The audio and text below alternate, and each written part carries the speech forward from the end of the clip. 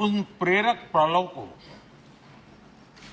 इतिहास की महत्वपूर्ण घड़ी को स्मरण करते हुए आगे बढ़ने का ये अवसर है। हम सब इस ऐतिहासिक भवन से विदा ले रहे हैं। आजादी के पहले ये सदन इंपीरियल लेजिस्लेटिव काउंसिल का स्थान हुआ करता था। आजादी के बाद ये संसद भवन के रूप में उसको पहचान मिली। ये सही है, इस इमारत के निर्माण करने का निर्णय विदेशी शासकों का था, लेकिन ये बात हम न कभी भूल सकते हैं और हम गर्व से कह सकते हैं कि इस भवन के निर्माण में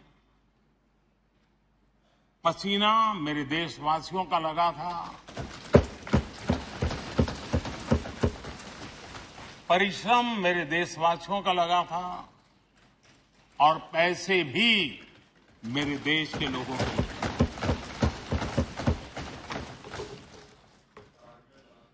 इस 75 वर्ष की हमारी यात्रा ने अनेक लोकतांत्रिक परंपराओं और प्रक्रियाओं का उत्तम से उत्तम सृजन किया है और इस सदन में रहे हुए सबने उसमें सक्रियता से योगदान भी दिया है और साक्षी भाव से उसको देखा भी। हम भले नए भवन में जाएंगे, लेकिन पुराना भवन भी, ये भवन भी आने वाली पीढ़ियों को हमेशा हमेशा प्रेरणा देता रहेगा।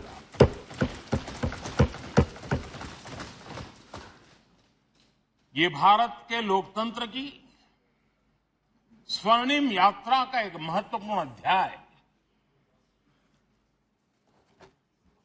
जो सारी दुनिया को भारत की रगों में लोकतंत्र का सामर्थ्य कैसे है, इसका परिचित कराने का काम इस इमारत से होता रहेगा। आदरणीय अध्यक्ष जी, अमृतकाल की प्रथम प्रभा का प्रकाश राष्ट्र में एक नया विश्वास, नया आत्मविश्वास, नया उमंग, नए सपने, नए संकल्प और राष्ट्र का नया सामर्थ्य उससे भर रहा है। चारों तरफ आज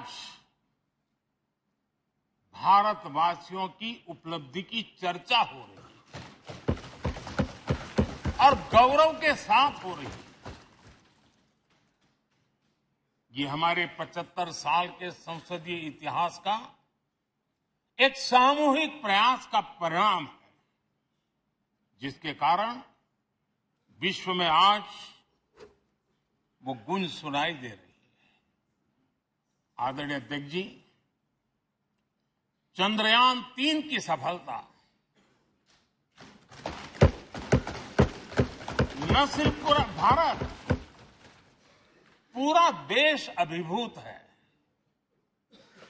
और इसमें भारत के सामर्थ्य का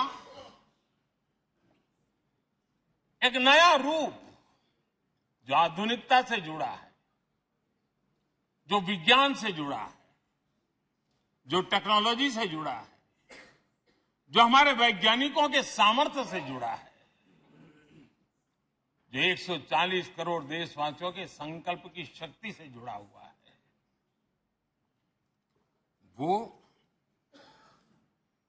देश और दुनिया पर एक नया प्रभाव पैदा करने वाला है। ये सदन और इस सदन के माध्यम से मैं फिर एक बार देश के वैज्ञानिकों और उनके साथियों को कोटि कोटि बधाइयां देता हूं, उनका अभिनंदन करता हूं।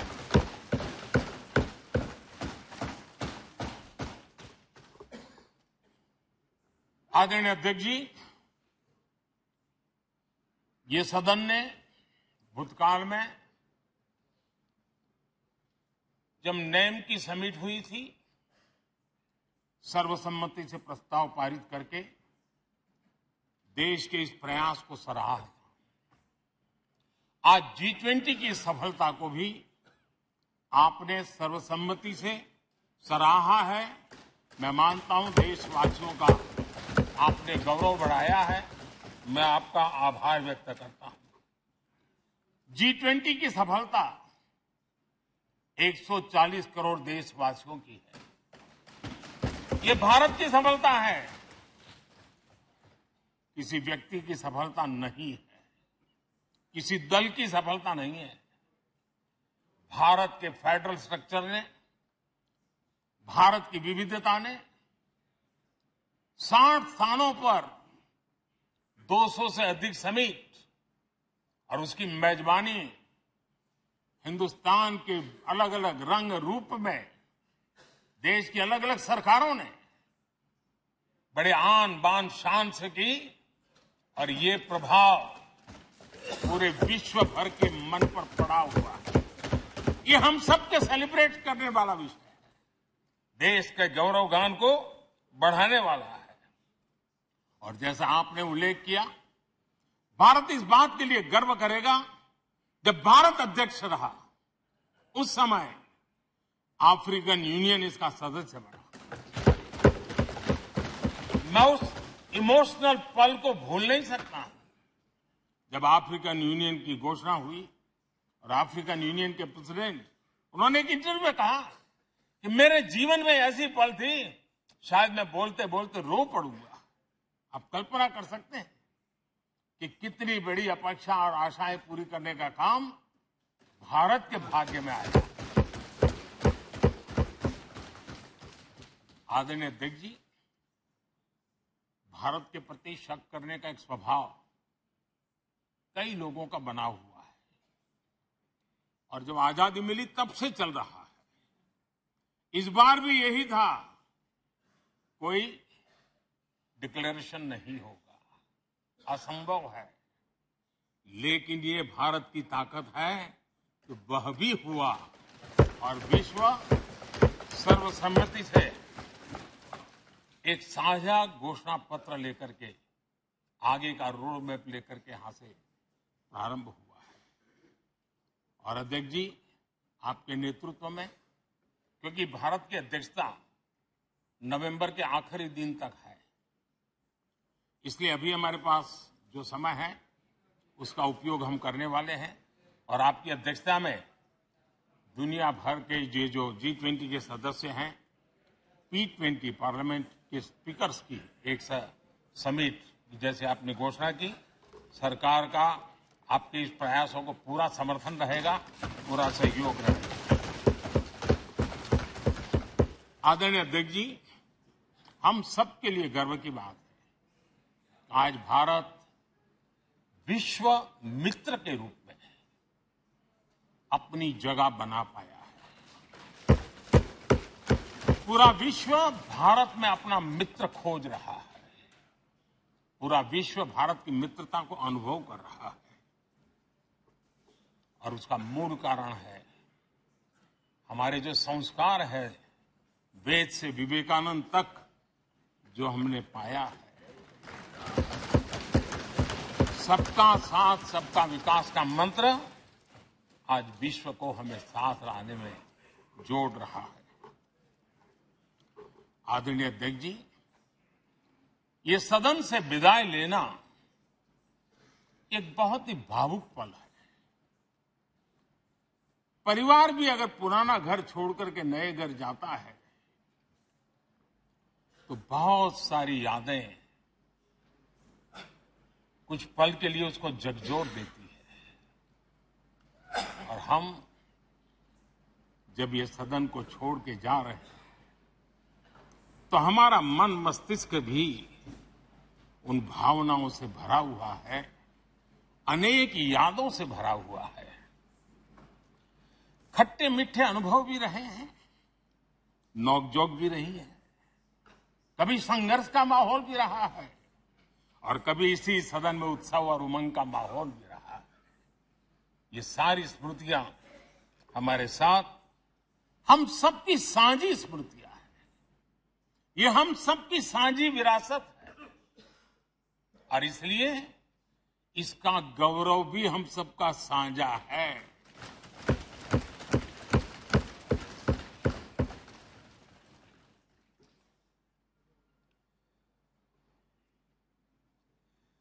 आजाद भारत के नवनिर्माण से जुड़ी हुई अनेक घटनाएं इन 75 वर्ष में यही सदन में आकार लेती हुई हमने देखी है।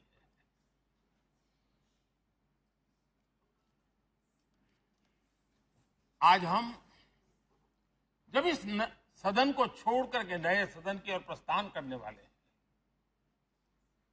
तब भारत के सामान्य मानवीय की भावनाओं को जहां जो आदर मिला है, सम्मान मिला है, उसकी अभिव्यक्ति का भी एक अवसर है। और इसलिए आदरणीय अध्यक्ष जी, मैं पहली बार जब संसद का सदस्य बना और पहली बार एक सांसद के रूप में इस भवन में मैंने प्रवेश किया तो सहज रूप से मैंने इस संसद भवन के दौर पक्ति पर अपना शीश झुका करके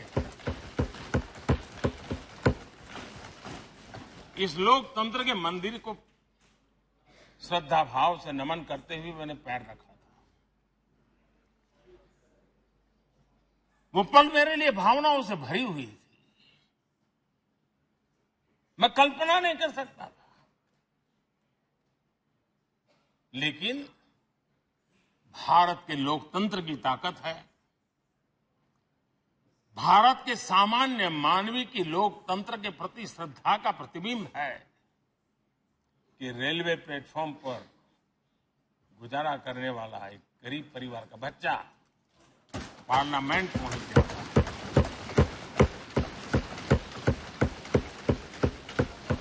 मैंने कभी कल्पना तक नहीं की कि देश मुझे इतना सम्मान देगा, इतना आशीर्वाद देगा, इतना प्यार देगा। सोचा नहीं था अध्यक्ष।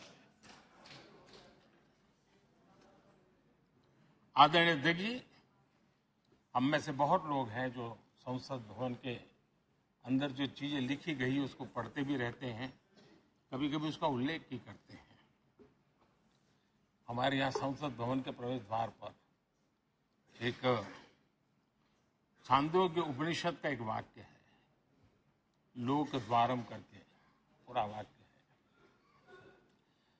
उसका मतलब ये होता है कि जनता के लिए दरवाजे खोलिए और देखिए कि कैसे वो अपने अधिकारों को प्राप्त करती है।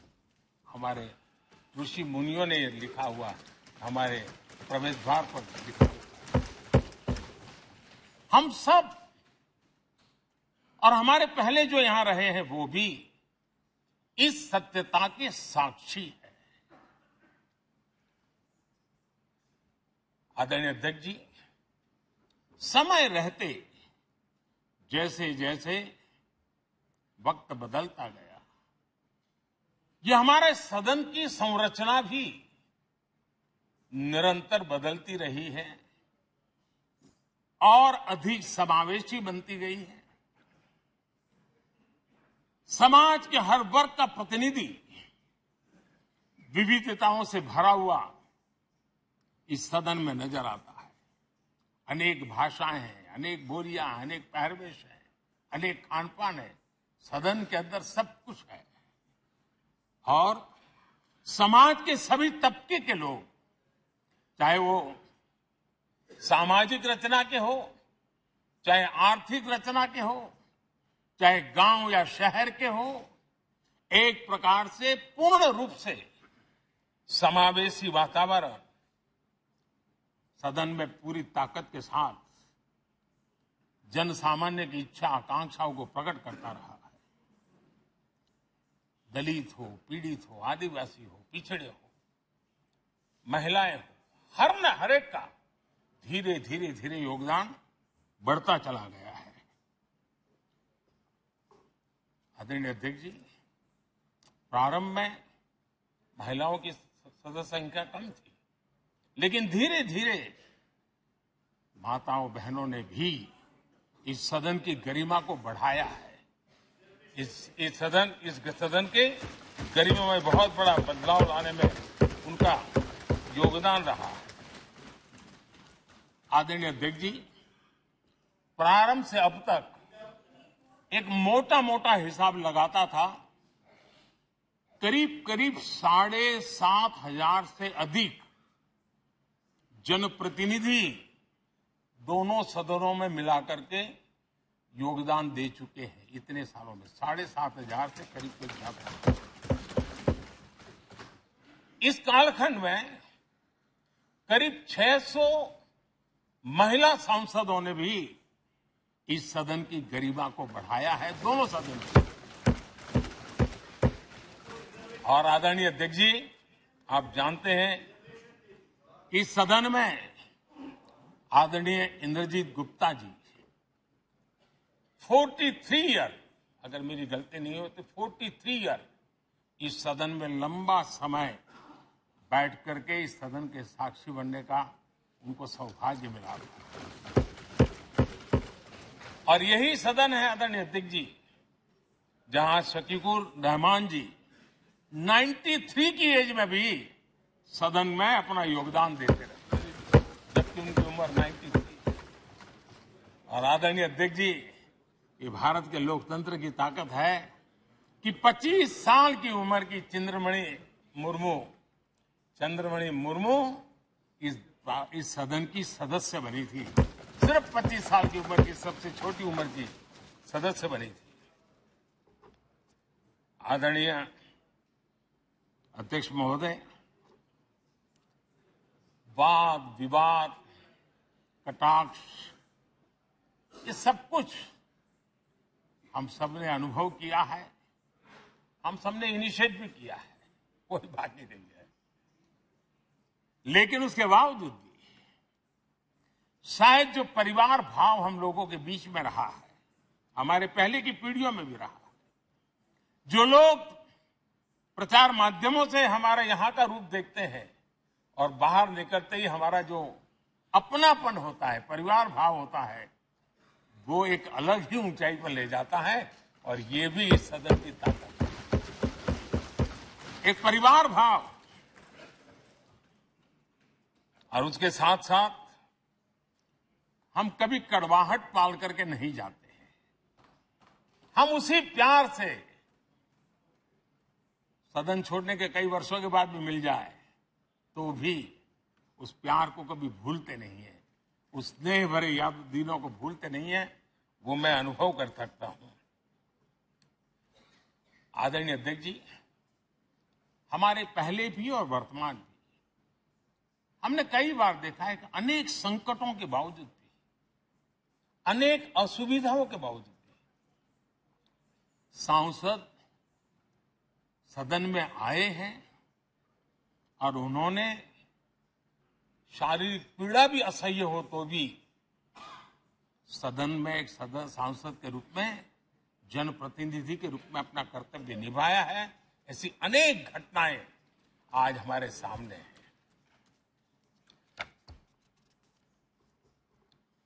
गंभीर गंभीर बीमारियों के बावजूद भी कोई व्हीलचेयर में आना पड़ा,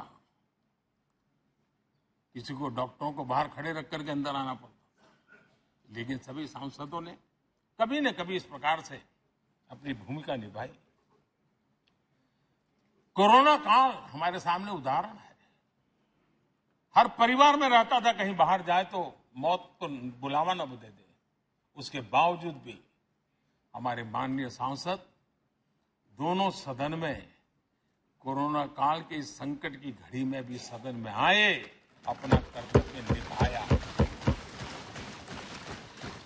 हमने राष्ट्र का काम रुकने नहीं दिया। आवश्यकता पड़ी, डिस्टेंस रखना भी था और बार बार टेस्टिंग भी करना पड़ता था। सदन में आते थे लेकिन मास्क पहनना पड़ता था। बैठने की रचना भी अलग अलग की, समय भी बदले गए। हर चीज के साथ राष्ट्र का काम रुकना नहीं चाहिए, इस भाव से सभी सदस्यों ने इस सदन को अपने कर्तव्य का महत्वपूर्ण अंग माना, संसद को चलाए रखा। और मैंने देखा है कि इस सदन से इतना लगाव लोगों का रहता है कि पहले कभी हम देखते थे कोई 30 साल पहले सांसद रहा होगा, कोई 35 साल पहले रहा होगा, लेकिन वो सेंट्रल हॉल तो जरूर आएगा। जैसे मंदिर जाने की आदत होती है, वैसे उनको सदन में आने की आदत है।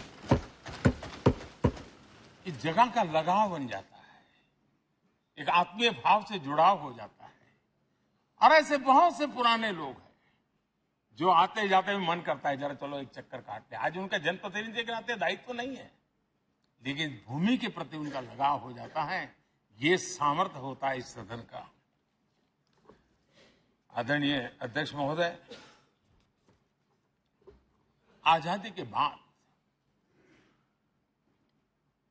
बहुत बड़े बड़े विद्वान लोगों ने बहुत आशंकाएं व्यक्त की थी।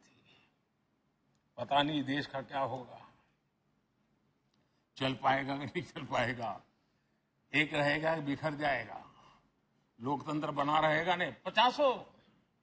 लेकिन इस देश की संसद की ताकत है कि पूरे विश्व को गलत सिद्ध कर दिया और ये राष्ट्र पूरे सामर्थ्य के साथ आगे बढ़ता रहा।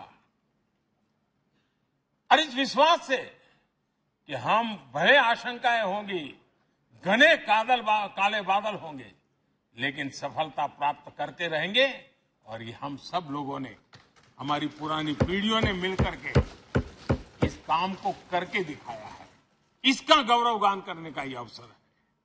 आदरणीय अध्यक्ष जी, इसी भवन में 2 साल 11 महीने तक संविधान सभा की बैठकें हुई और उसने देश के लिए एक मार्गदर्शक जो आज भी हमें चलाता है, हमारे संविधान दिया। और 26 नवंबर 1949 को जो संविधान हमें मिला, वो 26 जनवरी 1950 को लागू हुआ। इन 75 वर्षों में सबसे बड़ा जो अचीवमेंट है वो ये है कि देश के सामान्य मानवी का इस संसद पर विश्वास बढ़ता ही गया है। और लोकतंत्र की सबसे बड़ी ताकत यही है कि इस महान संस्था के प्रति, इस महान इंस्टीट्यूशन के प्रति, इस व्यवस्था के प्रति उनका विश्वास अटूट रहे, विश्वास उनका बना रहे। इन 75 वर्षों में हमारी संसद ने जन भावनाओं की अभिव्यक्ति का भवन भी बना दिया। यहां जन भावनाओं की पुरजोश अभिव्यक्ति, और हम देखते हैं राजेंद्र बाबू से लेकर डॉक्टर कलाम, रामनाथ जी कोविंद और अभी द्रौपदी मुर्मू जी, इन सब के संबोधन का लाभ हमारे सदनों को मिला है, उनका मार्गदर्शन मिला है। आदरणीय अध्यक्ष जी, पंडित नेहरू जी, शास्त्री जी, वहां से लेकर के अटल जी, मनमोहन सिंह जी तक एक बहुत बड़ी श्रृंखला जिसने इस सदन का नेतृत्व किया है और सदन के माध्यम से देश को दिशा दी है, देश को नए रंग रूप में ढालने के लिए उन्होंने परिश्रम किया है, पुरुषार्थ किया है। आज उन सबका गौरवगान करने का भी अवसर है। आदरणीय अध्यक्ष जी, सरदार वल्लभ भाई पटेल, लोहिया जी, चंद्रशेखर जी, आडवाणी जी, न जाने अनगिनत नाम, जिन्होंने हमारे इस सदन को समृद्ध करने में, चर्चाओं को समृद्ध करने में, देश के सामान्य से सामान्य व्यक्ति की आवाज को ताकत देने का काम इस सदन में किया है। विश्व के भी अनेक राष्ट्राध्यक्षों ने हमारे इन सदनों को संबोधित करने का भी अवसर आए और उनकी बातों में भी भारत के लोकतंत्र के प्रति आदर का भाव व्यक्त हुआ है। आदरणीय अध्यक्ष जी, उमंग उत्साह के पल के बीच भी कभी सदन की आंख से आंसू भी बहे। ये सदन दर्द से भर गया जब देश को 3 अपने प्रधानमंत्री उनको अपने कार्यकाल में ही खोने की नौबत आई, नेहरू जी, शास्त्री जी, इंदिरा जी। तब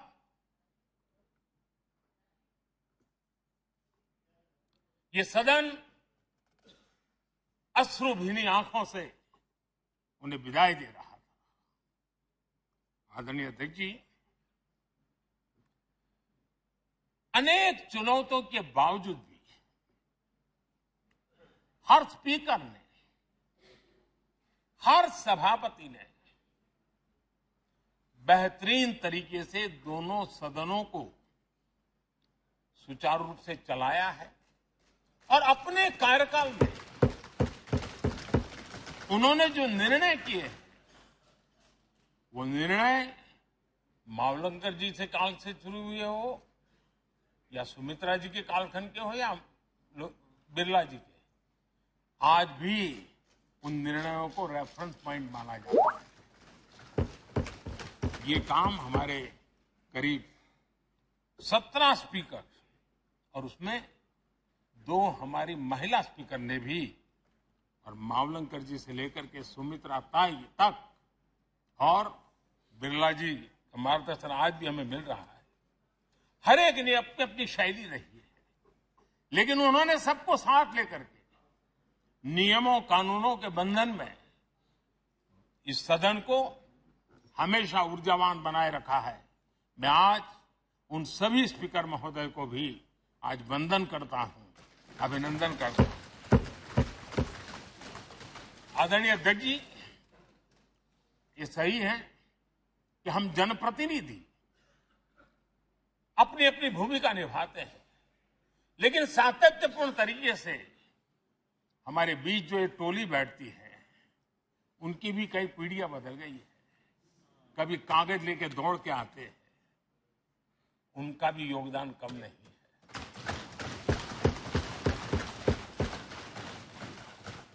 हमें कागज पत्र पहुंचाने के लिए दौड़ते हैं, सदन में कोई गलती न हो जाए, उसके निर्णय में कोई गलत न हो जाए, उसके लिए वो चौकन्ने रहते हैं।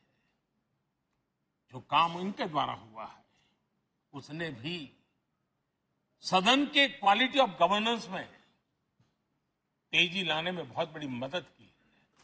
मैं उन सभी साथियों का और इनके पूर्व में जो रहे हैं उनका भी हृदय से अभिनंदन करता हूं। इतना ही नहीं, सदन मतलब ये खंड ही नहीं है। इस पूरे परिसर में अनेक लोगों ने, किसी ने हमें चाय पिलाई होगी, किसी ने पानी पिलाया होगा, किसी ने रात रात चली हुई सदन को किसी को भूखा पेट रहने नहीं दिया होगा। कई प्रकार की सेवाएं की होगी। किसी ने माली ने इसके बाहर के एनवायरनमेंट को संभाला होगा, किसी ने इसकी सफाई की होगी। न जाने कितने ही अनगिनत लोग होंगे जिन्होंने हम सब अच्छे ढंग से काम कर सके और यहां जो काम हो वो काम देश को आगे बढ़ाने के लिए अधिक से अधिक तेजी से हो, उसके लिए जो माहौल बनाना, व्यवस्था बनाना, उसके लिए जिसने योगदान दिया है, मेरी तरफ से भी और इस सदन की तरफ से भी मैं उनका विशेष रूप से नमन करता हूं।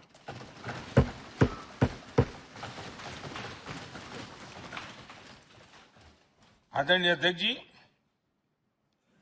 लोकतंत्र का ये सदन, आतंकी हमला हुआ, पूरे विश्व में यह आतंकी हमला एक इमारत पर नहीं था, मदर ऑफ डेमोक्रेसी एक प्रकार से हमारी जीवात्मा पर यह हमला था। ये देश उस घटना को कभी भूल नहीं सकता है, लेकिन आतंकियों से लड़ते लड़ते सदन को बचाने के लिए और हर सदस्य को बचाने के लिए जिन्होंने अपने सीने पर गोलियां झेली, आज मैं उनको भी नमन करता हूं। हमारे बीच नहीं है, लेकिन उन्होंने बहुत बड़ी रक्षा की है। आदरणीय अध्यक्ष जी, जब आज हम इस सदन को छोड़ रहे हैं, तब मैं उन पत्रकार मित्रों को भी याद करना चाहता हूं जिन्होंने जीवन में,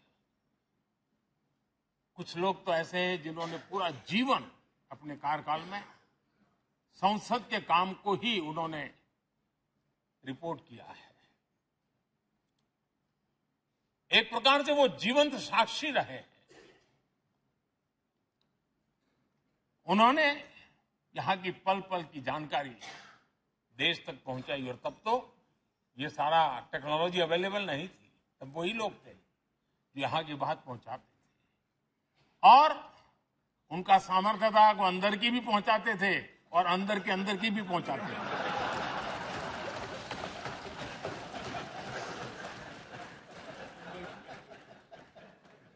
और मैंने देखा कि ऐसे पत्रकारिता जिन्होंने संसद को कवर किया, शायद उनके नाम जाने नहीं जाते होंगे, लेकिन इनके काम को कोई भूल नहीं सकता है।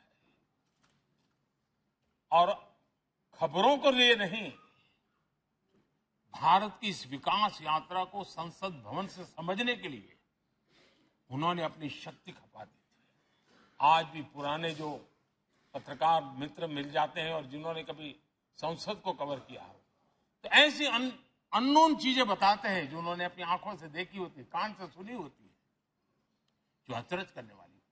यानी एक प्रकार से जैसी ताकत यहां की दीवारों की रही है, वैसा ही दर्पण उनकी कलम में रहा है, और उस कलम ने देश के अंदर संसद के प्रति, संसद सदस्यों के प्रति एक अहोभाव का भाव जगाया है। मैं आज कई पत्रकार बंधु होंगे जो रहे नहीं होंगे, लेकिन मेरे लिए जैसा ये सदन छोड़ना भावुकपन है, मैं पक्का मानता हूं इन पत्रकार बंधुओं के लिए भी ये सदन छोड़ना उतना ही भावुकपन होगा, क्योंकि इनका लगाव हमसे भी ज्यादा रहे। कुछ तो पत्रकार ऐसे होंगे जो हम लोगों की टर्म से भी समय उन्होंने काम किया होगा।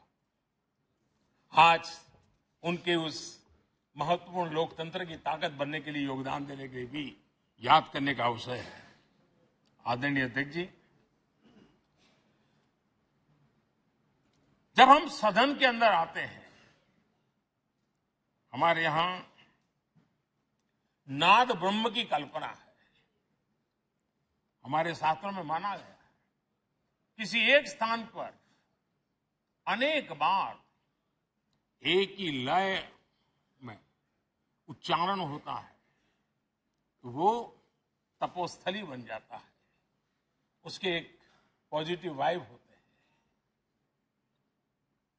नाद की एक ताकत होती है जो स्थान को सिद्धि स्थान में परिवर्तित कर देती है।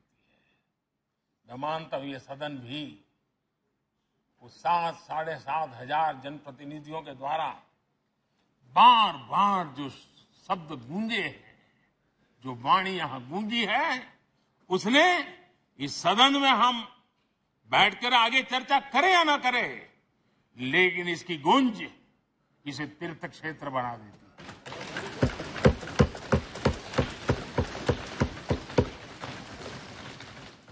एक जागृत जगह बन जाती है और लोकतंत्र की प्रति श्रद्धा रखने वाला व्यक्ति आज से 50 साल के बाद भी जब यहां देखने के लिए भी आएगा तो उसे उस गूंज की अनुभूति होगी कि कभी भारत की आत्मा की आवाज यहां पर गूंजती थी।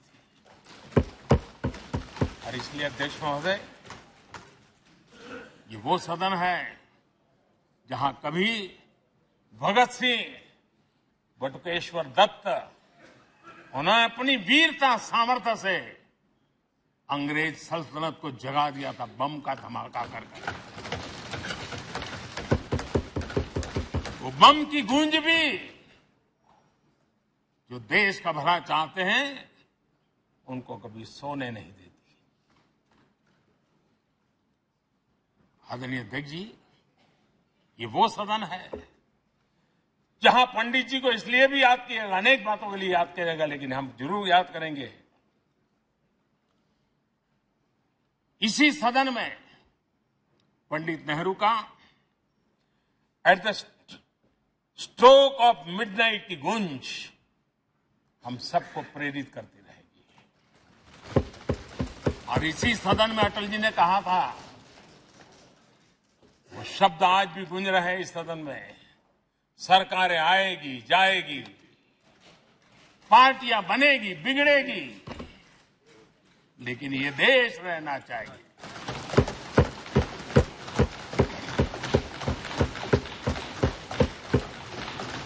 आदरणीय अध्यक्ष जी, पंडित नेहरू की जो प्रारंभिक मंत्री परिषद थी, बाबा साहब आम्बेडकर जी एक मंत्री के रूप में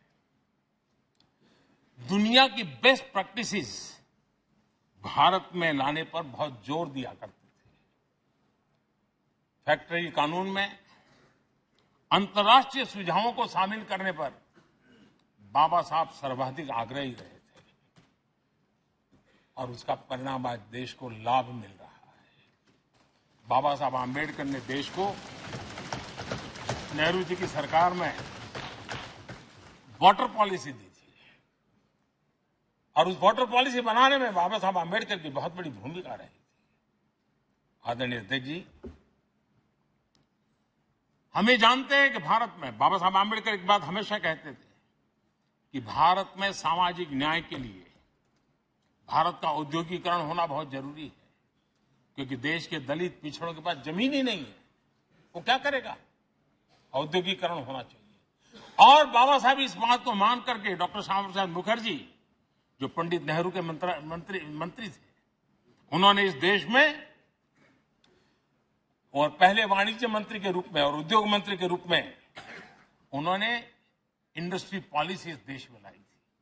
आज भी कितनी ही इंडस्ट्री पॉलिसी बने, लेकिन उसकी आत्मा वही होती है जो पहली सरकार के थी, और उनका भी बहुत बड़ा अहम योगदान रहा था। आदरणीय अध्यक्ष जी, लाल बहादुर शास्त्री जी ने 65 के युद्ध में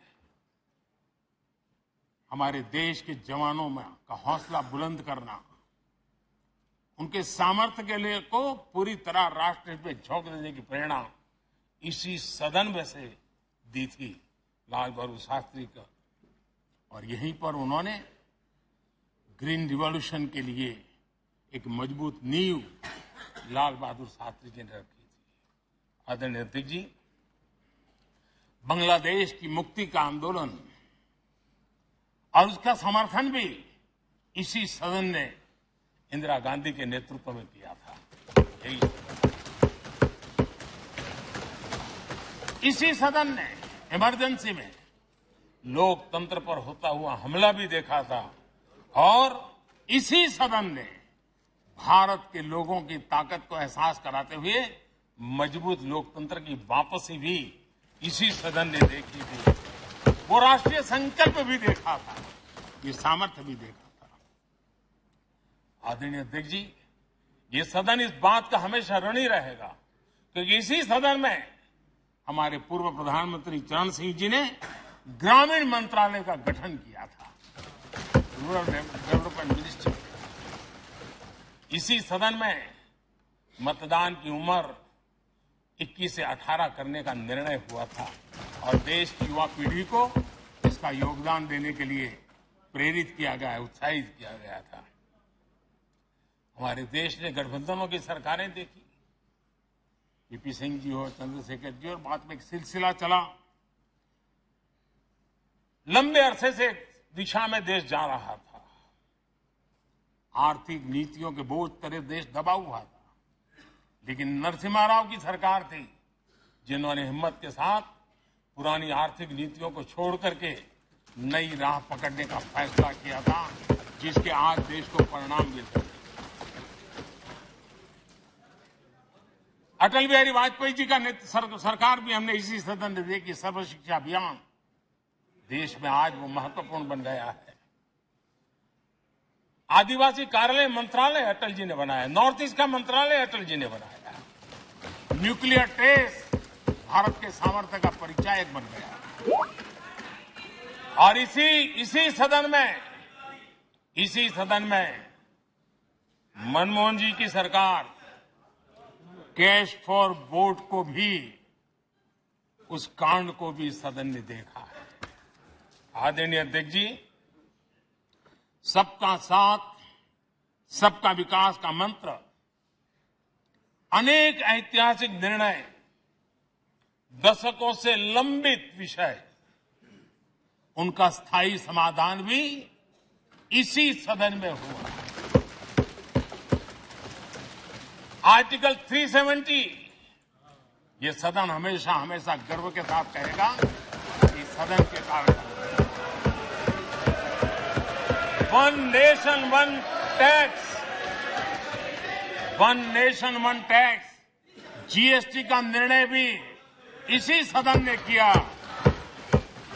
one rank one pension, OROP, ये भी इसी सदन ने देखा।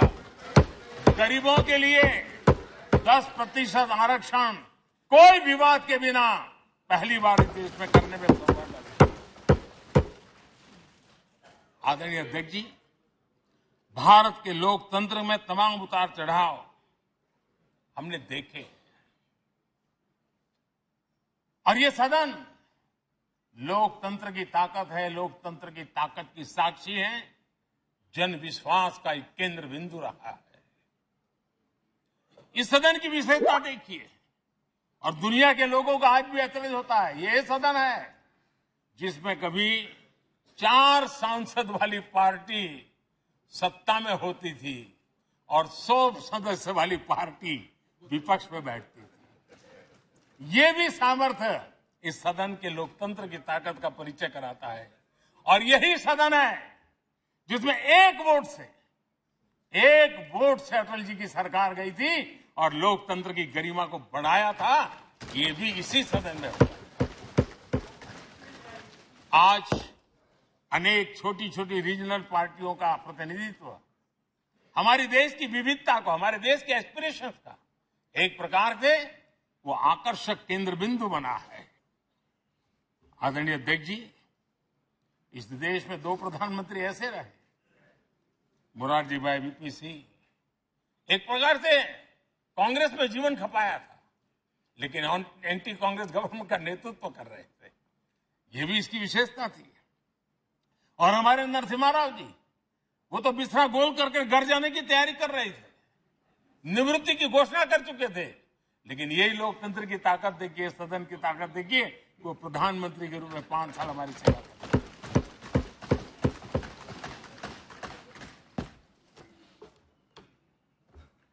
आदरणीय अध्यक्ष जी,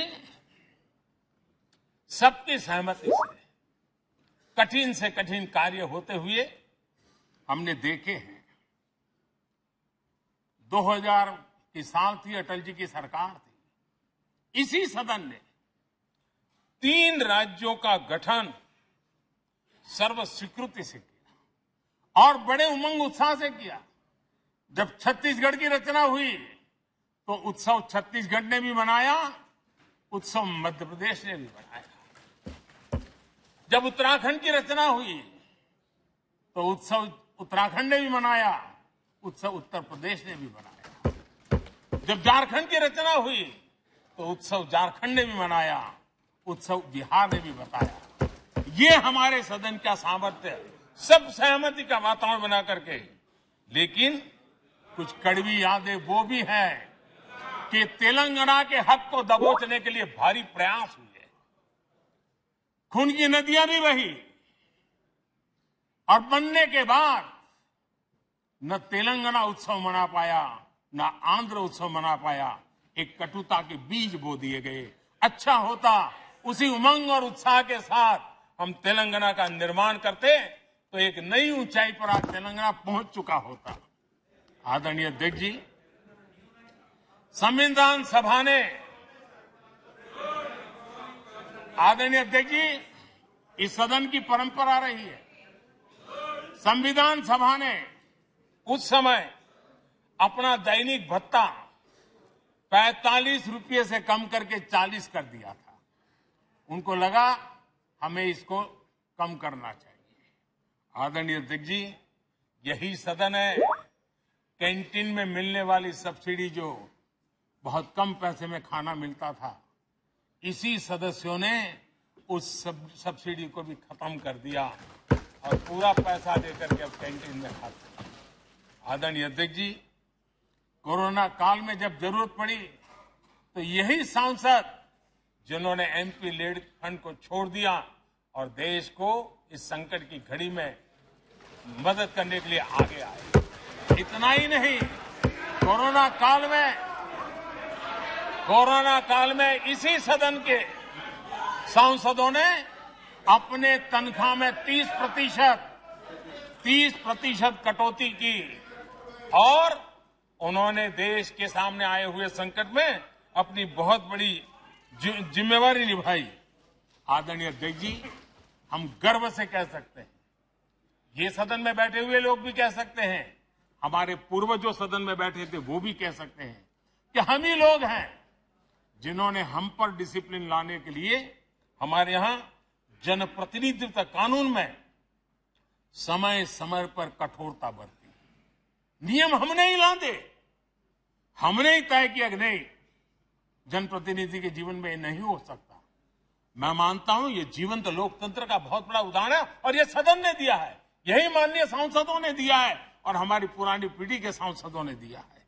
और मैं मानता हूं कि कभी कभी उन चीजों को भी याद करना चाहिए। आदरणीय अध्यक्ष जी, हम जो वर्तमान सांसद हैं उनके लिए तो ये विशेष सौभाग्य का अवसर है। सौभाग्य का अवसर इसलिए है कि हमें इतिहास और भविष्य दोनों की कड़ी बनने का अवसर देता है।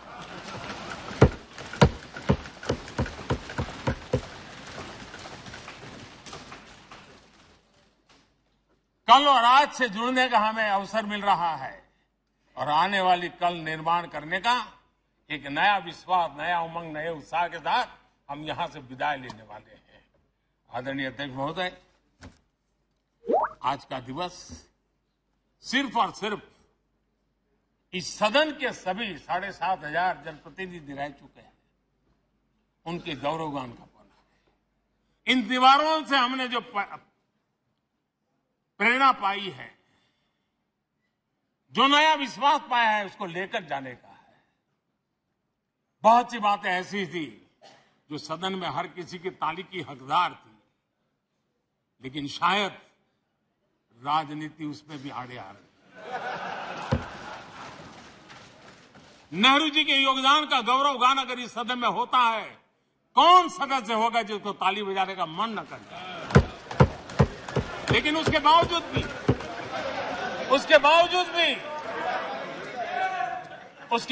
भी देश के लोकतंत्र के लिए बहुत जरूरी है हम सब ने अपने यहां सोच लें। आदरणीय अध्यक्ष जी, मुझे पूरा विश्वास है कि आपके मार्गदर्शन में और इस अनुभवी माननीय सांसदों के सामर्थ्य से हम नई संसद में जब जाएंगे तो नए विश्वास के साथ जाएंगे, मैं फिर एक बार आज पूरा दिवस आपने इन पुरानी स्मृतियों को ताजा करने के लिए दिया, एक अच्छे वातावरण में सबको याद करने का मौका दिया।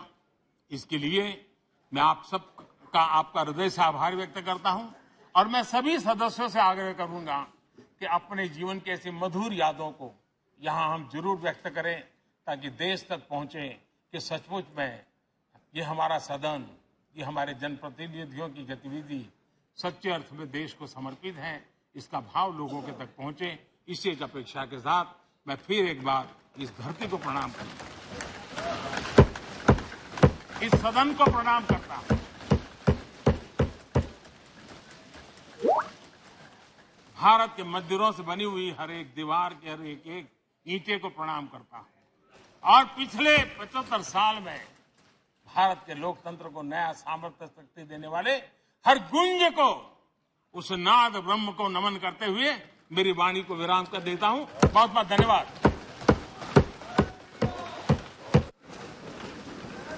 माननीय सदस्यगण, माननीय प्रधानमंत्री जी ने इस सदन की सीख, अनुभव, यहाँ की प्रेरणा, यहाँ की गूंज के बारे में व्यक्त किया है।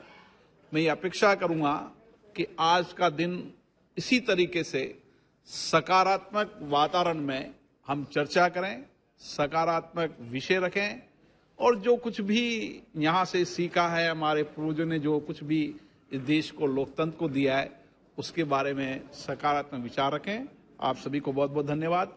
अधीर रंजन चौधरी जी। प्रधानमंत्री को रहना चाहिए था, प्रधानमंत्री को उपस्थित रहना चाहिए था, हमारी बात को सुन ले। ये क्या हमारी ज्यादा रही? I'm just coming. सर,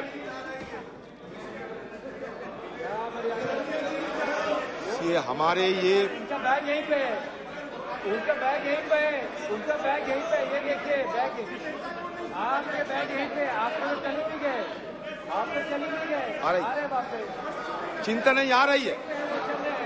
आपके कहाँ गए? बहुत लंबी भाषण के